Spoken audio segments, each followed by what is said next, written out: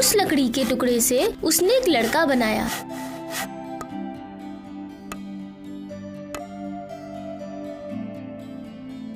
अपने काम से संतुष्ट होकर वो सोने चला गया।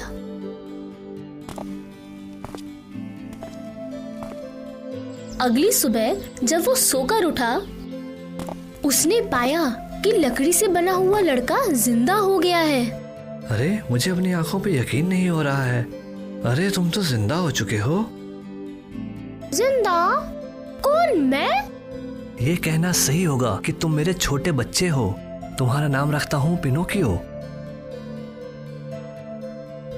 पिनोकियो और जपेटो खुशी खुशी साथ रहने लगे, लेकिन पिनोकियो को और अधिक की ख्वाहिश थी।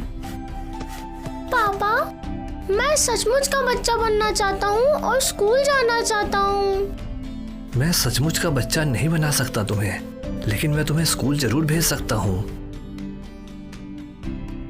जेपेटो ने अपना कोट बेचा और पिनोकियो के स्कूल जाने का इंतजाम किया।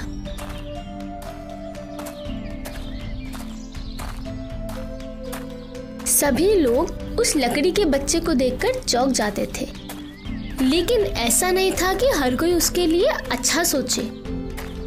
जपेटो का मतलबी पड़ोसी एक दिन उसके घर आया। हेलो जपेटो। हेलो। मैं वो लेने आया हूँ जो मेरा है।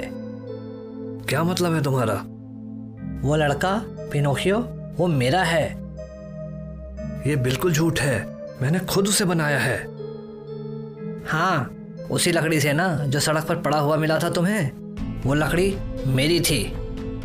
तुम ये साबित नहीं कर सकते और ये बिल्कुल भी सच नहीं है। तुम सिर्फ इसलिए मेरे पिनोकियो को मांग रहे हो जिससे तुम अपने सर्कस में उसे खड़ा कर सको स्टेज पर। अभी तुरंत मेरे घर से बाहर निकल जाओ। जाओ। ये क्या बात हुई? मैं एक न एक दिन पिनोकियो को जरूर ले जाऊंगा।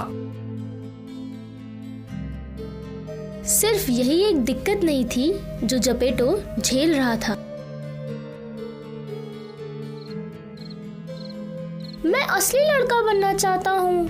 मेरे सभी दोस्त असली हैं। सिर्फ मैं ही लकड़ी का बच्चा हूँ, बिना किसी दिल के। जपेटो ने पिनोकियो को समझाने की बहुत कोशिश की, लेकिन पिनोकियो बहुत उदास था। वो रोते हुए सोने चला गया।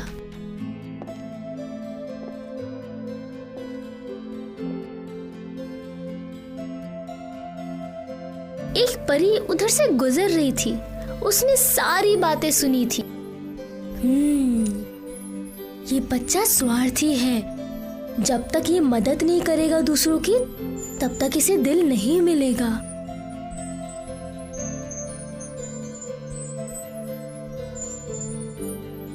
अगले दिन जब पिनोकियो स्कूल जा रहा था, तो जपेटो का पड़ोसी उसके पास आया। उसने आज ही पिनोकियो को ले जाने की योजना बनाई ताकि वो सर्कस में उसका उपयोग कर सके। इसलिए उसने स्कूल जाते हुए बच्चों को रोका और उनसे झूठ बोला। हेलो प्यारे बच्चों, क्या तुम जानते हो उस टापू पर एक मेला लगा हुआ है?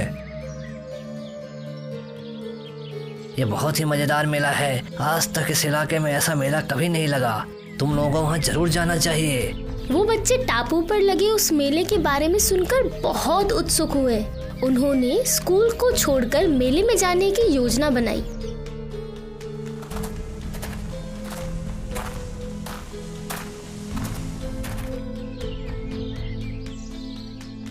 जब जपेटो ने सुना कि पिनोकियो और बाकी बच्चों ने क्या योजना बनाई है, तो वो तुरंत समझ गया कि ये उसी पड़ोसी की चाल है।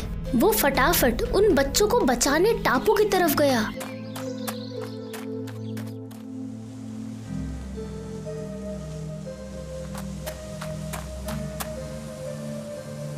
वो समुद्र में कूद गया और टापू की तरफ तैरने लगा।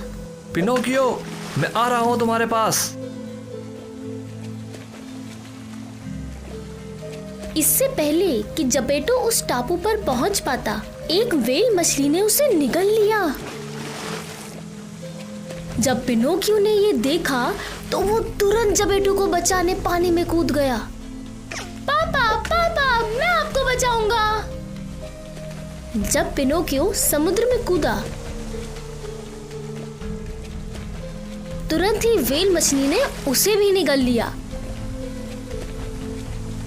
अंदर जाकर उसने जपेटो को देखा।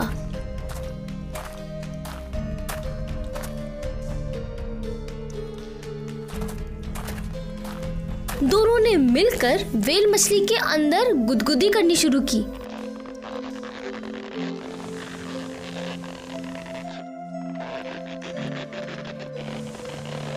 जब तक कि व्हेल मछली ने उन्हें छींककर बाहर निकाल न दिया, वो तुरंत तैरकर किनारे पर आ गए और देखा कि बाकी बच्चों के माता पिता ने उन्हें बचा लिया है। और फिर वो दोनों घर वापस आ गए और खुशी खुशी साथ रहने लगे।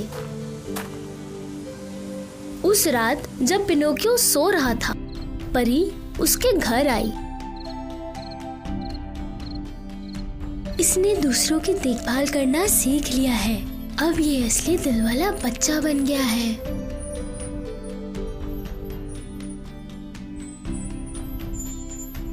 अगली सुबह जब जपेटो पिनोकियो को जगाने आया तो वो ये देखकर चौंक गया था कि उस लकड़ी के बच्चे के बदले एक असली का लड़का लेटा हुआ है। पिनोकियो, उठो और देखो अपने आप को। पिनोकियो उठा और आईने की तरफ भागा। मैं एक बच्चा हूँ, मैं एक असली का बच्चा बन गया। ये वाली कहानी कितनी मजेदार थी। हाँ, मुझे भी ऐसा लगता है कि हमें खिलौना खरीदकर घर ले जाना चाहिए। हाँ बिल्कुल, ये खिलौना हमें दूसरों की मदद करने के लिए प्रेरित करेगा। मैं सहमत हूँ, चलो खरीदते हैं इसे। हाय, मैं मो हूँ। हाय, मैं जो हूँ। और वीडियो देखने के लिए हमें सब्सक्राइब करें।